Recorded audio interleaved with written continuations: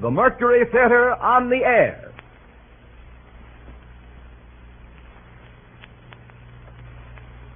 The Columbia Broadcasting System takes pleasure once again in bringing you Orson Welles and the Mercury Theater on the air in the unique summer series which signalizes radio's first presentation of a complete theatrical producing company. In tonight's performance, the sixth in a group of 9 weekly broadcasts, the regular CBS stations are joined by a coast-to-coast network of the Canadian Broadcasting Corporation. Here is Orson Welles himself, the director of the Mercury Theater, star and producer of these programs, to tell you about tonight's play. Mr. Welles. Wherever you are in the world, an hour and a half from now, there will come to you through these same radio facilities the voice of the President of the United States. Until then, here is another president. His words, at least, which on Monday, August the 15th, 1938, are still entirely alive, and his person preserved in a fine and very famous play. His words we have collected for this broadcast from many sources, from letters and speeches, debates and proclamations, and from the written record of his own private conversation. They amount to a testament of his abiding faith in this, our land of the free. Much of it you will recognize, and much of it is as new as though this microphone were in the White House tonight.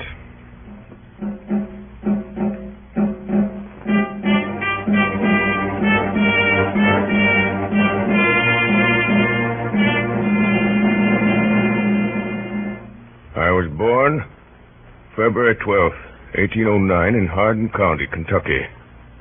My parents were both in Virginia, of distinguished families, second families, perhaps I should say. My mother, who died in my 10th year, was of a family of the name of Hanks, some of whom now reside in Macon County, Illinois. My paternal grandfather emigrated from Rockingham County, Virginia, to Kentucky, where a year or two later he was killed by the Indians.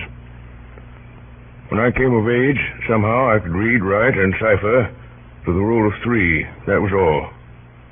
I have not been to school since. Little advance I now have upon this store of education I've picked up from time to time under the pressure of necessity. I was raised to farm work, which I continued till I was 22. 21, I came to New Salem, where I remained a year as a sort of clerk in a store.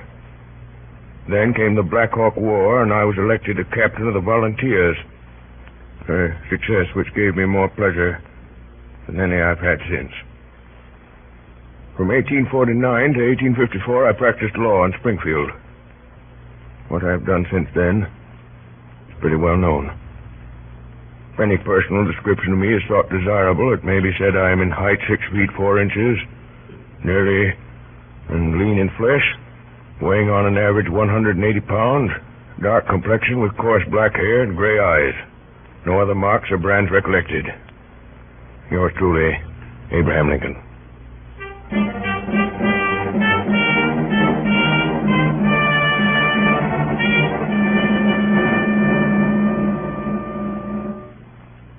Gentlemen, you said this was a great evening for me.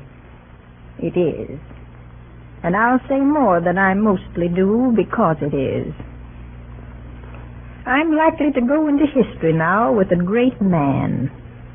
For now I know better than any how great he is. I'm plain looking and I have a sharp tongue. And I have a mind that doesn't always go in his easy high way. And that's what history will see, and it will laugh a little and say, "Poor Abe Lincoln." That's all right, but it's not all. I've always known when he should go forward and when he should hold back. I've watched and watched. There are women like that, lots of them. But I'm lucky. My work's going farther than Illinois. It's going farther than any of us can tell. I made things easy for him to think and sink when we were poor. And now his thinking has brought him to this. They wanted to make him governor of Oregon. And he would have gone and have come to nothing there. I stopped him. Now they're coming from Chicago, from the Republican convention there, to ask him to be president. And I've told him to go. It's a great place for a man to fill. You know, it's hard to believe. When I think of the times I've sat in this room of an evening and seen your husband come in, ma'am, with his battered hat and tie falling off the back of his head and stuffed with papers that won't go into his pockets and God darning some rascal who done him about an assignment or a trespass, why, I can't think he's gone up there into the eyes of the world. Well, Mary. How do, Samuel? How do, Timothy? Good evening, Abraham. Good evening, Abraham. Well, we'll be going. We only came in to give you good faring, so to say. Great word you've got to speak this evening. Makes a humble body almost afraid of himself, Abraham, to know his friend is to be one of the great ones of the earth, with his yes and no law for these many, many thousands of folk. Makes a man humble to be chosen so, Samuel. So humble that no man but would say no to such bidding if he dare. To be president of this people, and trouble gathering everywhere in men's hearts. And it's a searching thing. Bitterness and scorn and wrestling often with men I shall despise, and perhaps nothing truly done at the end. But I must go. Samuel, Timothy, let's glass that cordial, Mary, before they leave. Who may that devil smudge that girl? Susan Deddington. Where's that darnation cordial? It's all right, Abraham. I told the girl to keep it out. Oh, the cupboard's choked with papers. Here you are. Poor hospitality for whiskey-drinking rascals like yourselves, but the thought's good. Oh, don't mention it, Abraham. We wish you well, Abraham. Our compliments, ma'am. Samuel, I give you the United States of America and Abraham Lincoln. Thank you. Samuel, Timothy, I drink to the hope of honest friends. Mary, the friendship. I'll need that always, for I've a queer, anxious heart. Give you the United States of America. Well, good night, Abraham. Good night, ma'am. Good night. Good night. Night, ma'am. Good night, Mr. Stone. Good night, Mr. Good night, Cotten. Samuel. Night, Timothy. Thanks for coming. You'd better see them in here.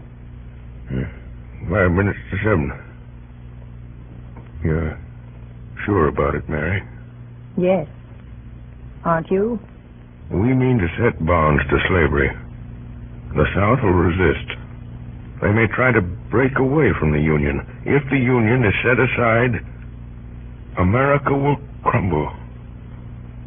Saving of it may mean blood. Who is to shape it all if you don't? There's nobody. I know it. Then go. Go. The gentlemen have come. I'll come to them. I'll send them in. Abraham, I believe in you. I know. I know.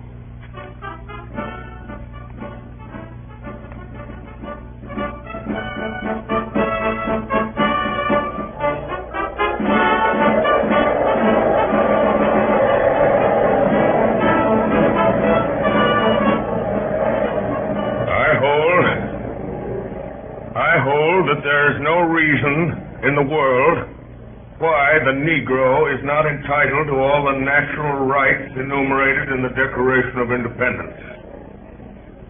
The right to life, liberty, and the pursuit of happiness.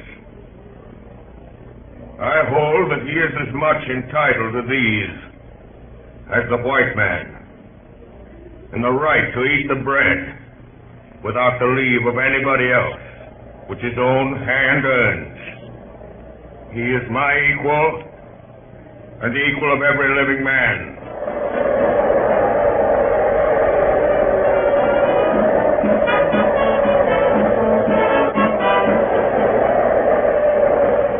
1860. Republican Party 180 out of 303 electoral votes.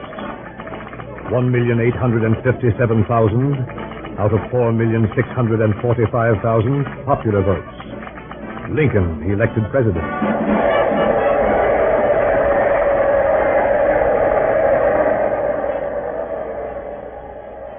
Fellow citizens of the Senate and House of Representatives, this issue, the right of secession, embraces more than the fate of these United States. It presents to the whole family of man the question whether a constitutional republic or democracy, a government of the people, by the same people, can or cannot maintain its territorial integrity against its own domestic forces. It presents the question whether discontented individuals, too few in numbers to control administration, can always, upon the pretenses or arbitrarily without any pretense, break up their government and thus practically put an end to free government upon the earth. Is there in all republics this inherent and fatal weakness? Must the government of necessity be too strong for the liberties of its own people, or too weak to maintain its own existence?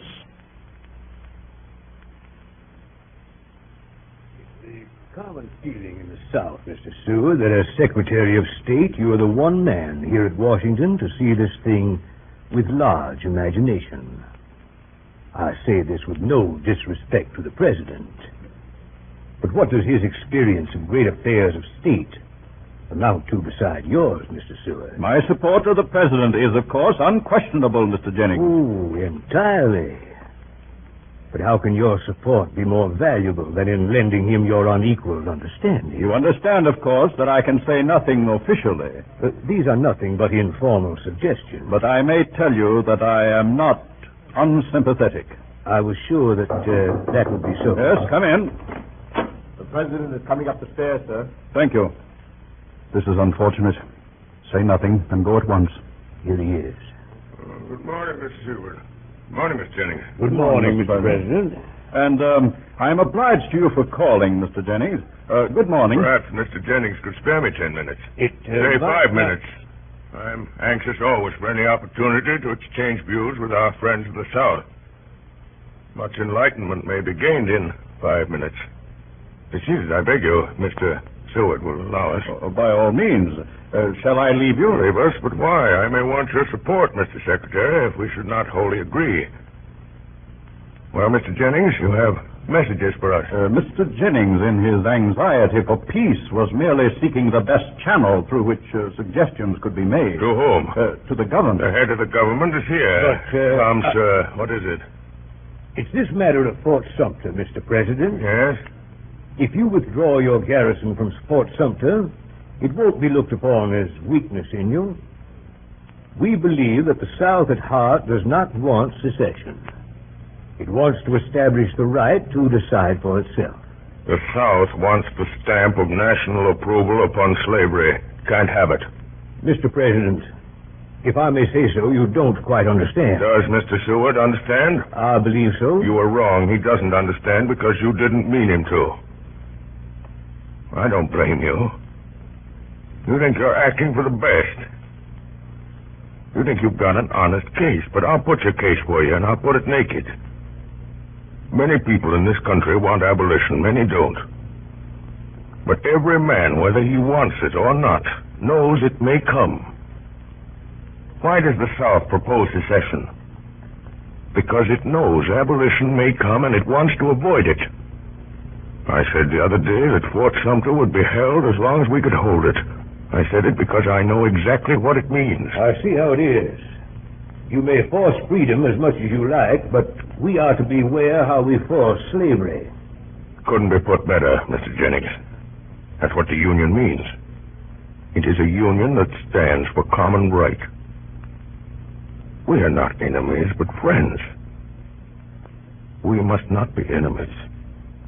Though passion may have strained, do not allow it to break our bonds of affection.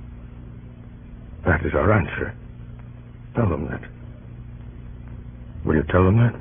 You are determined? I beg you to tell them. It shall be as you wish. Implore them to order your troops' return. You can telegraph it now from here. Will you do that? If you wish it. But it will do no good, Mr. Lincoln. They won't give way. It's a grave decision. Terribly grave. For all of us. Morning, Mr. Jennings. So this won't do. You don't suspect, Mr. I President? do not, but let us be plain. No man can say how wisely, but Providence has brought me to the leadership of this country with a task before me greater than that which rested on Washington himself. When I made my cabinet, you were the first man I chose. I do not regret it. I think I never shall. But remember, faith earns faith. What is it? Why didn't this man come to see me? He thought my word might bear more weight with you than his. Your word for what? Discretion about Fort Sumter. Discretion? It's devastating, this thought of civil war. It is. You think I'm less sensible of that than you. War should be impossible. But you can only make it impossible by destroying its causes. If we withdraw from Fort Sumter, we do nothing to destroy that cause. We can only destroy it by convincing the southern states that secession is a betrayal of their trust. Please, God, we may do so. Has there perhaps been some timidity in making all this clear to the country? Timidity? You were talking of discretion. I mean that perhaps our policy has not been sufficiently defined. And have you not concurred in all our decisions?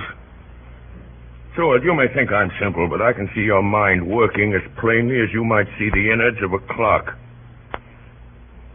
You can bring great gifts to this government with your zeal and your administrative experience and your love of men. Don't spoil it by thinking I've got a dull brain. Yes, I see. I've not been thinking quite clearly about it all. Mr. President, I beg your pardon. That's brave of you. Give me your hand. Come in. There's a messenger from Major Anderson, sir. He's ridden straight from Fort Sumter. All right, Hay, bring him in. Yes, sir. Don't like the sound of it. One moment, Hay. Yes? Are there any gentlemen of the cabinet in the house? Mr. Chase and Mr. Blair, I believe. My compliments to them, and will they be prepared to see me here at once if necessary? Send the same message to any other cabinet members you can find. Yes. Seward, we may have to decide now. Now, come in. Are you the messenger from Fort Sumter? Yes, sir. Word of mouth, sir.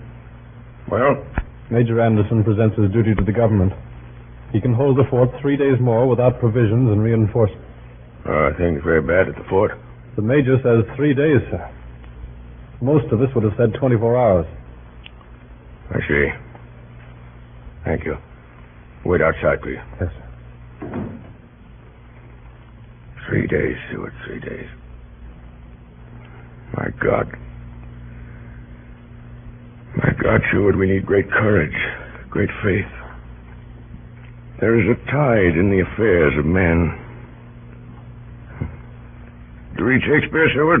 Shakespeare? No. The cabinet is here, sir. Mr. Chase, Mr. Hook, and Mr. Wells. Show them in. Yes, sir. Good day, Mr. President. Good morning, Mr. Wells, Mr. Hook. Good morning, gentlemen. Good morning, Mr. President. How do you do, Mr. Stewart? Something urgent? Let us be seated. Gentlemen, we meet in a crisis, the most fateful perhaps that has ever faced any government in this country. Can be stated briefly. A message has just come from Anderson. He can hold Fort Sumter 3 days at most unless we send men and provisions. Mr. President, I consider that we should withdraw. Don't you see that to withdraw may postpone war, but that it will make it inevitable in the end? It is inevitable if we resist. I fear it will be so, but in that case we shall enter it with uncompromised principles. Mr. Chase? It is difficult, but on the whole, my opinion is with yours, Mr. President. And you, Stewart? I respect your opinion, but I must differ. I charge you, all of you, to weigh this thing with all your understanding. To temporize now cannot, in my opinion, avert war. To speak plainly to the world and standing by our resolution to hold Fort Sumter with all our means and in a plain declaration that the Union must be preserved will leave us with a clean cause, simply and loyally supported. I tremble at the thought of war. But we have in our hands a sacred trust. It is threatened. Persuasion has failed, and I conceive it to be our duty to resist. To withhold supplies from Fort Sumter would be to deny that duty. Gentlemen, the matter is before you. For sending men and provisions to Fort Sumter, 3. For immediate withdrawal, 5. Gentlemen, I may have to take upon myself the responsibility of overriding your vote. It will be for me to satisfy Congress and public opinion. Should I receive any resignations? Thank you for your consideration. Will you send in that messenger? Yes, sir. You sent for me, Mr. President? I did. Can you ride back to Fort Sumter at once? Yes, sir. Tell Major Anderson that we cannot reinforce him immediately. We haven't the men. Yes, sir. Say that the first convoy of supplies will leave Washington this evening. Yes, sir. Thank you. Whereas the laws of the United States have been for some time past and now are opposed, and the execution thereof obstructed in the states of South Carolina, Georgia, Alabama, Florida, Mississippi, Louisiana, and Texas, by combinations too powerful to be suppressed by the ordinary course of judicial proceedings, or by the powers vested in the marshals by law. Now, therefore, I, Abraham Lincoln, President of the United States, in virtue of the power in me vested by the Constitution and the laws, have thought fit to call forth and do hereby call forth militia of the several states of the Union to the number of 75,000 in order to suppress said combinations and to cause the laws to be duly executed.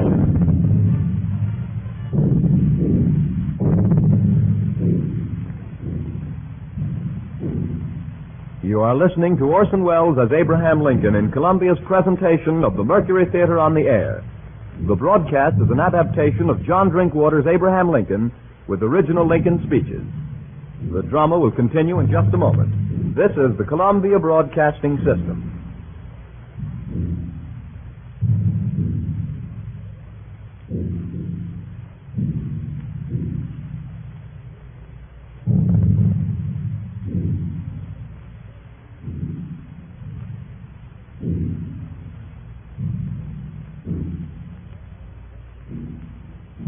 We continue now with the performance of John Drinkwater's Abraham Lincoln by Orson Welles and the Mercury Theater on the Air. Fellow citizens of the Senate and the House of Representatives, the war continues, and it continues to develop. That the insurrection is largely, if not exclusively, a war upon the first principle of popular government, the rights of the people. It is not needed nor fitting here that a general argument should be made in favor of popular institutions, but there is one point to which I ask a brief attention. It is assumed that labor is available only in connection with capital, that nobody labors unless somebody else owning capital somehow by the use of it induces him to labor. This assumed, it is next considered whether it is best that capital shall hire laborers and thus induce them to work by their own consent, or buy them and drive them to it without their consent. Having proceeded that far, it is naturally concluded that all laborers are either hired laborers or what we call slaves. And further, it is assumed that whoever is once a hired laborer is fixed in that condition for life. Now, there is no such relation between capital and labor as assumed. Nor is there any such thing as a free man being fixed for life in the condition of a hired laborer. Both these assumptions are false, and all inferences from them are groundless. Labor is prior to and independent of capital. Capital is only the fruit of labor, and could never have existed if labor had not first existed. No men living are more worthy to be trusted than these who toil up from poverty. Let them beware of surrendering a political power which they already possess, and which, if surrendered, will surely be used to close the door of advancement against such as they, and to fix new disabilities and burdens upon them, till all of liberty shall be lost. Good morning, gentlemen. I've just had my summons. Is there some special news? Yes, McClellan has defeated Lee at Antietam. It's our greatest success. They ought not to recover from it. The tide is turning. Have you seen the president, Mrs. Stanton? I've just been with him. Well, what does he say? He only said at last. He's coming directly. He'll bring up his proclamation again. In my opinion, it's inopportune. I thought we had learned by now that the president is the best man among us. There's a good deal of feeling against him everywhere, I find. He is the one man with character enough for this business. There are other opinions. Yes, but not here, surely, Mr. Hook. It's not for me to say, but there are some who would have acted differently. And you may depend upon it that they would not have acted so wisely, Mr. Hook. I don't altogether agree with the president, but he's the only man I should agree with at all. No. Is Lee's army broken? Not yet, but it is in grave danger. Why doesn't the president come? I think this news was nothing. I must say I'm anxious to know what he has to say about it all. I shall oppose it if it comes up. He may say nothing about it. I think he will. Gentlemen, the president. Good morning, gentlemen. Good morning, Mr. President. Good morning. Great news we hear. If we leave things with the army now to take their course, why, we ought to see through our difficulties. An exciting morning, gentlemen. I feel rather excited myself. I find my mind not at its best in excitement. Would you allow me to read you something? It's not long, and it may compose us all. It is Artemus Ward's latest. High-handed outrage at Utica. In the fall of 1856, I showed my show in Utica, a truly great city in the state of New York. People gave me a cordial reception. The press was loud in her praises. One day I was given a description of my beasts and snakes in my usual flowery style, when what was my consternation, and showing my cage containing my wax figures of the Lord's Last Supper, I says, but up comes a fella and seized Judas Iscariot by the feet and drag him out on the ground. He then commenced for to pound him as hard as he could. What under the sun are you about? Cried I. Says he, what did you bring this pusillanimous cuss here for? And he hit the wax figure another tremendous blow on the head. Says I, you egregious ass, that is a wax figure, representation of the false apostle. Says he, that's all very well for you to say, but I tell you, old man, that Judas Iscariot can't show himself in Utica with importunity by a downside, with which observation he caved in Judas's head. Young man belonged to one of the first families in Utica. I sued him, and the jury brought in a verdict of arson in the third degree. Gentlemen, I'd give up office if I could write like that. May we now consider affairs of state? Yes, we may. Mr. Hook says, yes, we may. Thank you. Oh, no, thank Mr. Hook. McClellan is in pursuit of Lee, I suppose. You suppose a good deal, but for the first time, McClellan has the chance of being in pursuit of Lee, and that's the first sign of their end. If McClellan doesn't take his chance, we'll move Grant down to the job. Grant drinks. Well, then tell me the name of his brand. I'll send him some barrels. He wins victories. Is there any other business? There is. Some weeks ago, I showed you a draft I made, proclaiming freedom for all slaves. You thought then it was not the time to issue it. I agreed. I think now the moment has come. I will read it. Here it is again.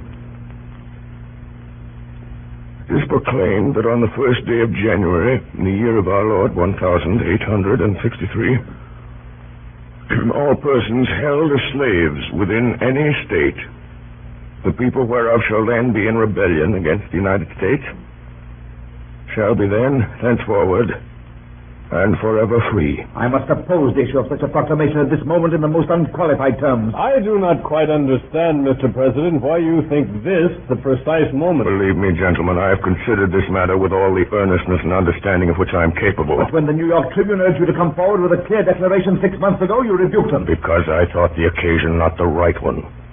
My duty, it has seemed to me, has been to be loyal to a principle and not to betray it by expressing inaction at the wrong time.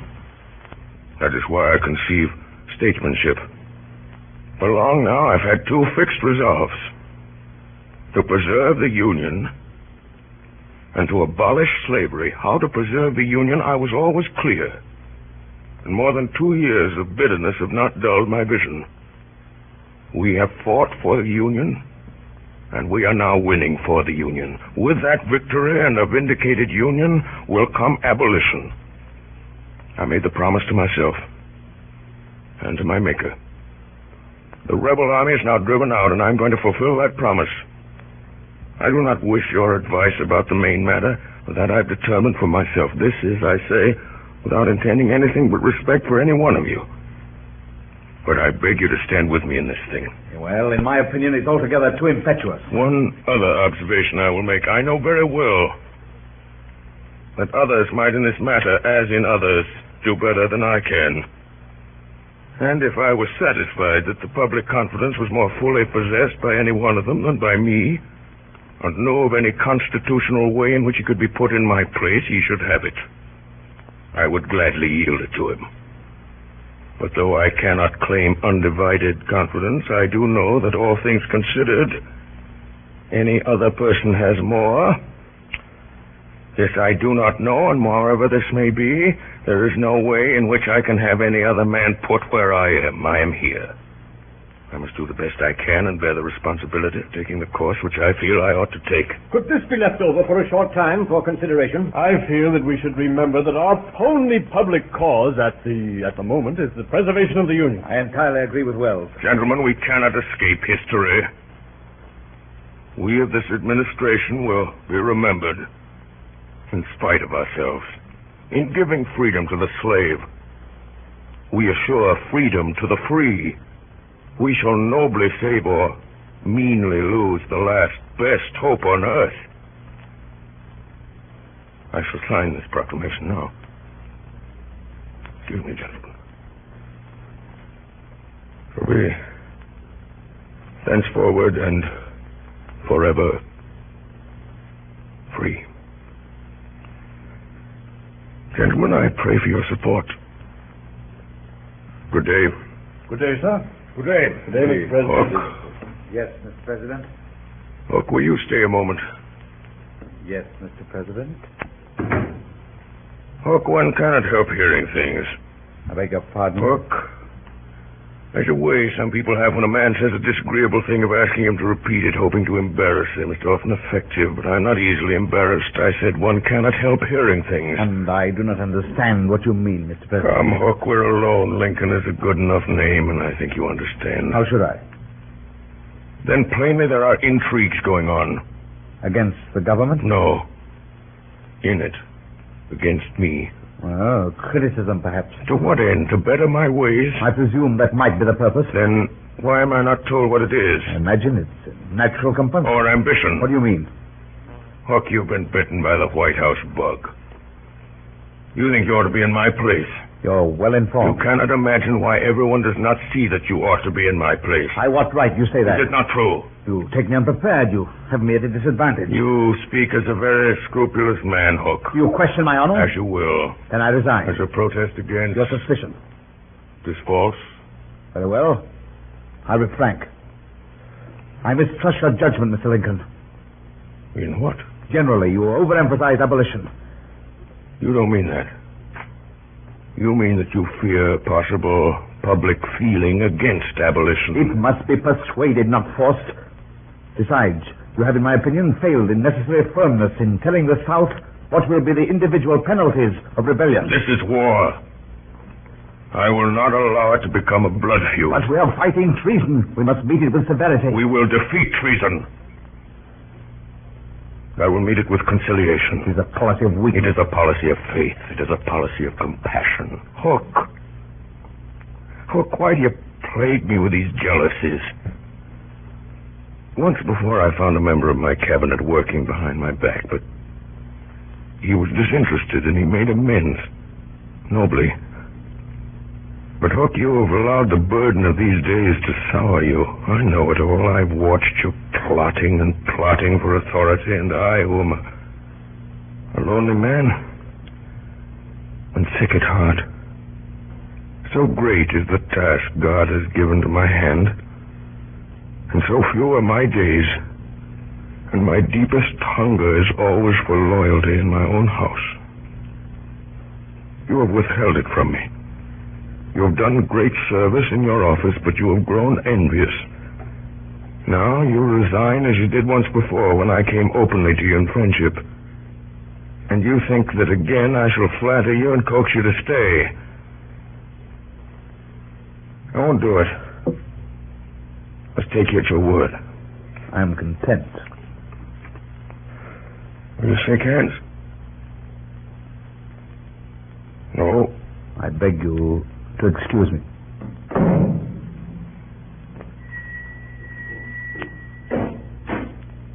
Yes, Mr. President? Mr. Hay. Yes, sir? Mr. Hay, I'm rather tired today. Read me a little. Certainly, sir. The Tempest. You know the passage. Our revels now are ended. These, our actors, as I foretold you, were all spirits, and are melted into air, into thin air. And like the baseless fabric of this vision, the cloud-capped towers, the gorgeous palaces, the solemn temples, the great globe itself, yea, all which it inherit, shall dissolve, and like this insubstantial pageant faded, leave not a rack behind. We are such stuff as dreams are made on, and our little life is rounded with a sleep. We are such stuff as dreams are made on, and our little life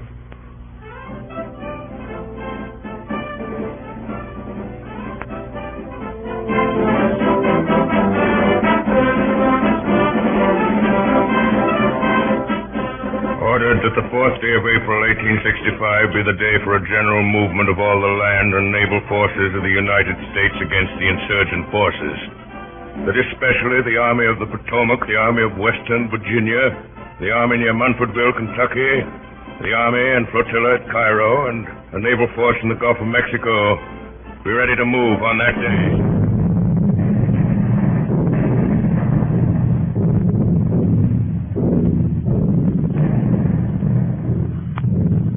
General Grant.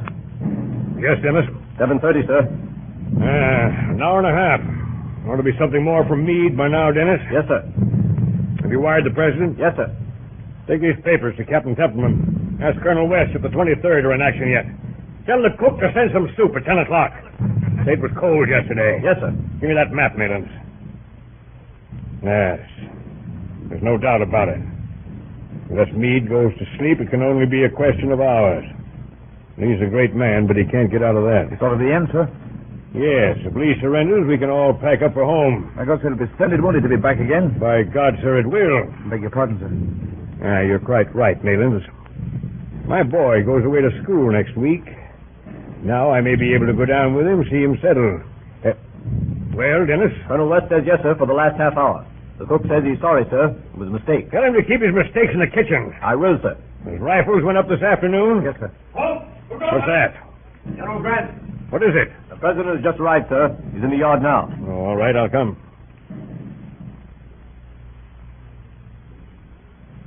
General Grant? wasn't expecting you, sir. No, I couldn't keep away.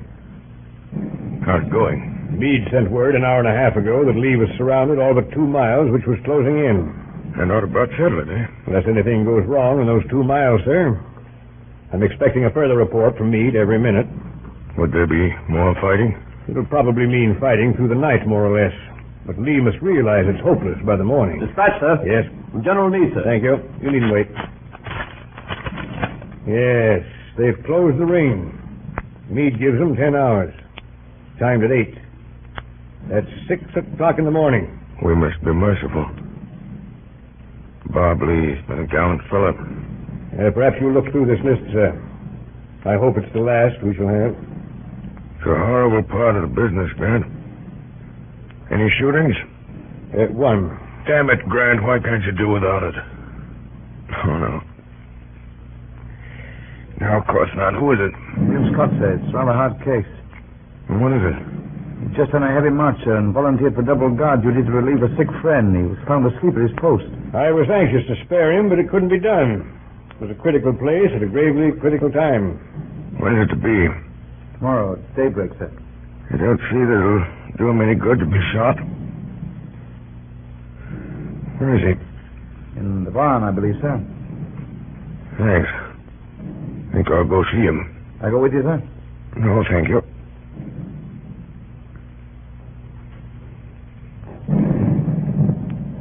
Oh, who goes there? Is this where the boy is held? Oh, yes, Mr. President. Wait outside, will you? Yes.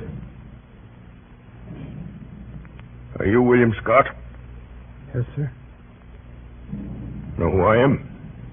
Yes, Mr. Lincoln. General tells me you've been court-martialed. Yes, sir. Asleep on guard. Yes, sir. It's a very serious offense. I know, sir. What was it? I couldn't keep awake, sir. It had a long march. 23 miles, sir. Doing double guard? Yes, sir. Who ordered you? Well, sir, I offered. Why? Enoch White. He was sick, sir. We come from the same place. Where's that? Vermont, sir. You live there?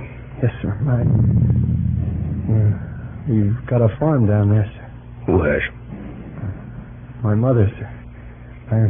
I've got her photograph, sir. Does she know about this? Oh, for God's sake, don't, sir. There. There, my boy. There. You're not going to be shot. Not going to be shot, sir? No. Not going to be shot? There. I believe you when you tell me you couldn't keep awake. I'm going to trust you. Send you back to your regiment. When may I go back, sir? You won't go back tomorrow. Expect the fighting to be over, though. Is it over yet, sir? Not quite. Oh, please, sir. Let me go back tonight. Let me go back tonight. Very well. Know where General Meade is? No, sir. It's that guard to come here. Your prisoner is discharged. Take him once to General Meade with this. Yes, sir. Thank you, Mr. Lincoln. Mr. Hay. Yes, sir? What's the time, Mr. Hay? Just on 9:30, sir. If you sleep here for a little, you'd better shake down, too. They'll wake us if there's any news.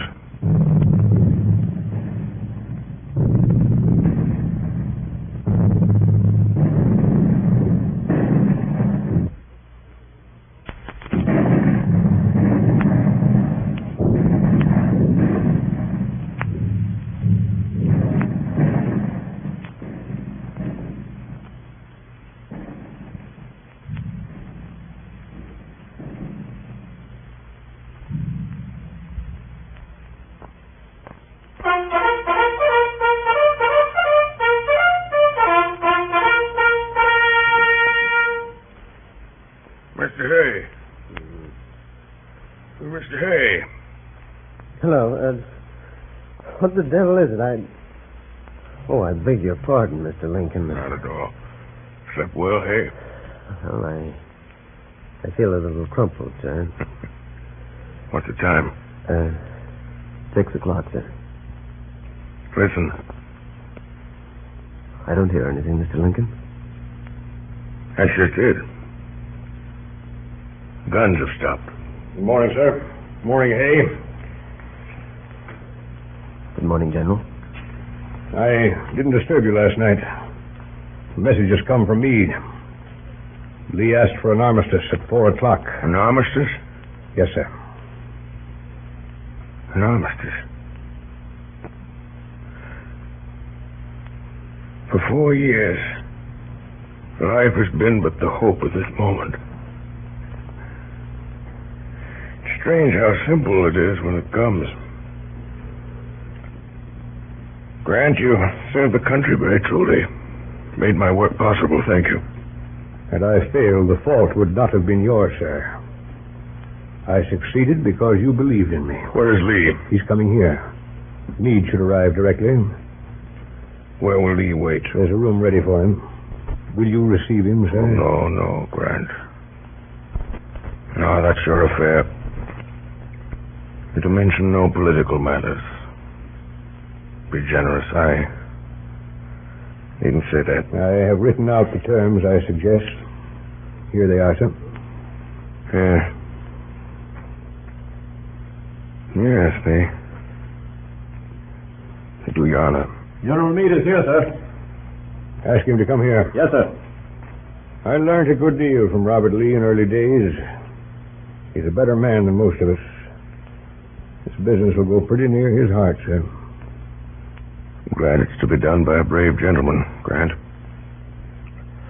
Congratulations, Meade. You've done well. Thank you, sir. Was there much more fighting? Pretty hot for an hour or two. How long will Lee be? Only a few minutes, I should say, sir. You said nothing about terms. No, sir. Did a boy named Scott come to you? Yes, sir. He went into action at once. He was killed. Killed?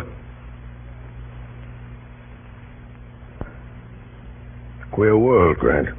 Is there any proclamation to be made, sir, about the rebels? I hope there will be no persecution, no bloody work after this war's over. I'll have nothing of hanging or shooting these men, even the worst of them. Frighten them out of the country, open the gates, let down the bars, scare them off, shoo. Enough lives have been sacrificed. Goodbye, Grant. Report at Washington as soon as you can. Mr. President. Yes? Is it known that you return to Washington tomorrow? I think so. Mr. President, I think you take too many risks. On the way here yesterday, you must have passed half a dozen places where a well-directed bullet might have taken you off. Assassination of public officers is not an American crime. Goodbye, gentlemen. Come along, hey? Goodbye, Mr. President. Who is with Lee? Only one of his staff, sir. Dennis, let us know directly General Lee comes. Yes, sir. Well, Meade, it's been a big job. Yes, sir. We've had courage and determination. We've had wits to beat a great soldier. I'd say that to any man. But it's Abraham Lincoln, Meade, who has kept us a great cause clean to fight for. It does a man's heart good to know he's given victory to such a man to handle. Have a drink, Meade? No?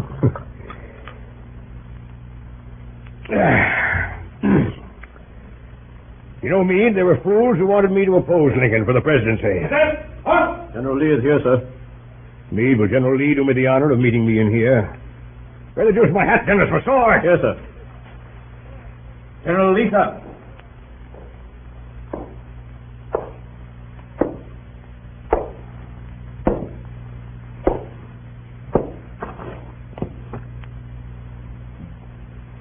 Sir, you have given me occasion to be proud of my opponent. I have not spared my strength. I acknowledge its defeat.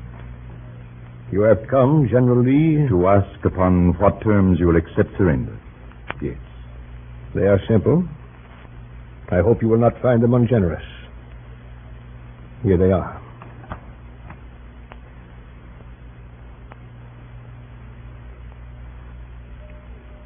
You are magnanimous, sir.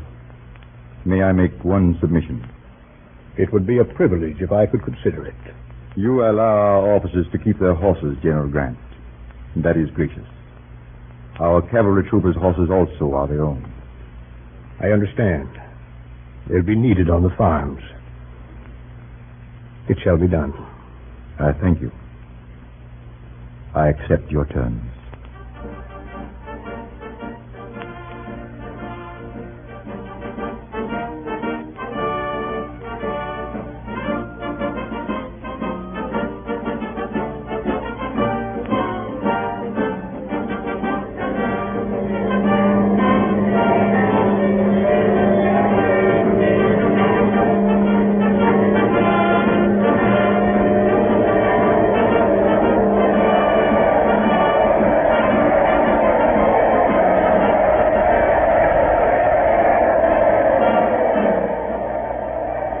My friends, I am touched, deeply touched, by this mark of your goodwill. After 4 dark and difficult years, we have achieved the great purpose for which we set out. I have but little to say at this moment. I claim not to have controlled events, but confess plainly that events have controlled me. But as events have come before me, I have seen them always with one faith. We have preserved the American Union. We have abolished a great wrong. The task of reconciliation, of setting order where there is now confusion, of bringing about a settlement at once just and merciful, and of directing the life of a reunited country into prosperous channels of goodwill and generosity, will demand all our wisdom, all our loyalty. It is the proudest hope of my life that I may be of some service in this work. With malice toward none, with charity for all, with firmness in the right, as God gives us to see the right. Let us strive on to finish the work we are in, to bind up the nation's wounds, to care for him who shall have borne the battle, and for his widow and his orphan, to do all which may achieve and cherish a just and lasting peace among ourselves and with all nations.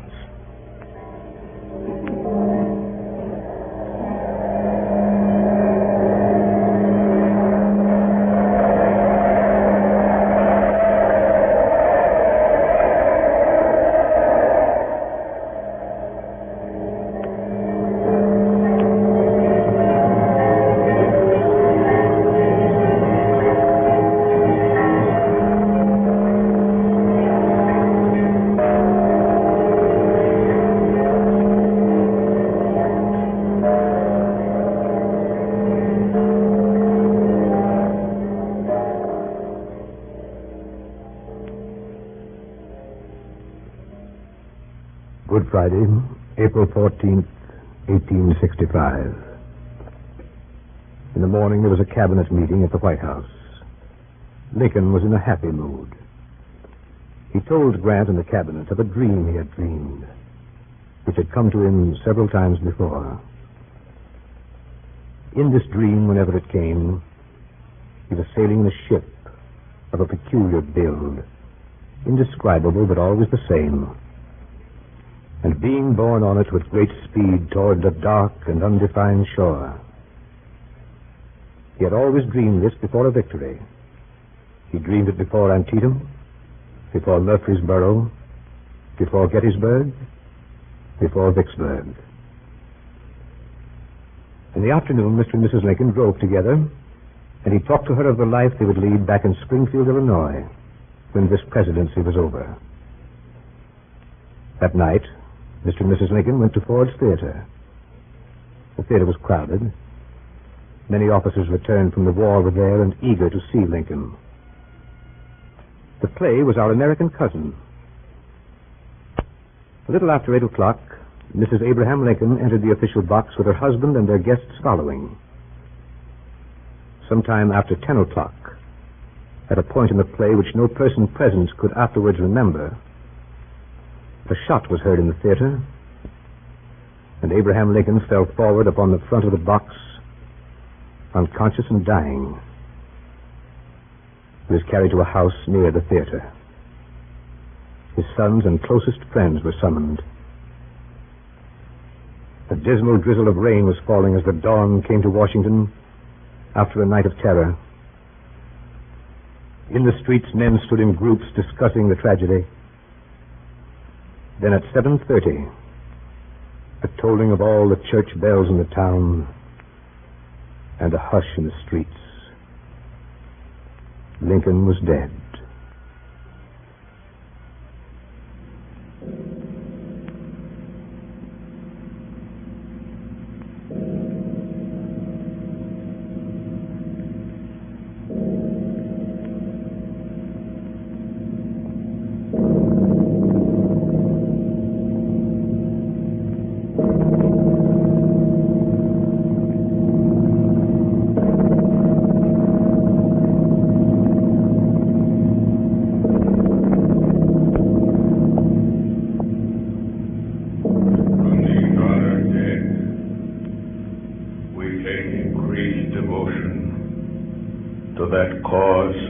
They gave the last full measure of devotion. But we here highly resolve that these dead shall not have died in vain, that this nation under God shall have a new birth of freedom, and that government of the people, by the people, for the people, shall not perish from the earth.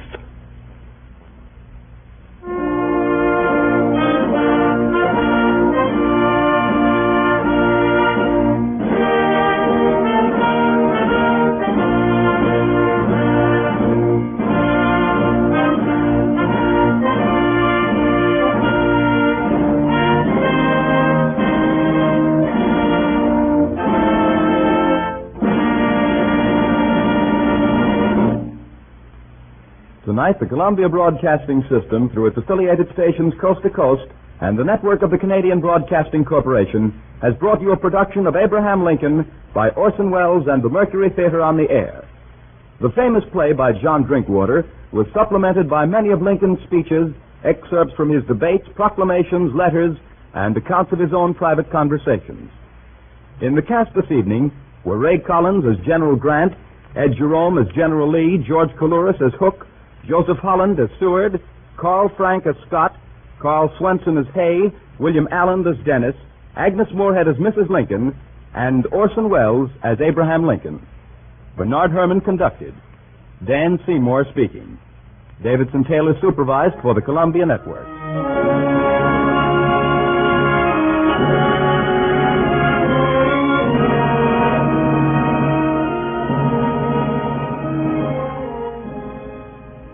Next week at this same time, Orson Welles and the Mercury Theater on the Air will bring you Schnitzler's Viennese romance, The Affairs of Anatole. This is the Columbia Broadcasting System.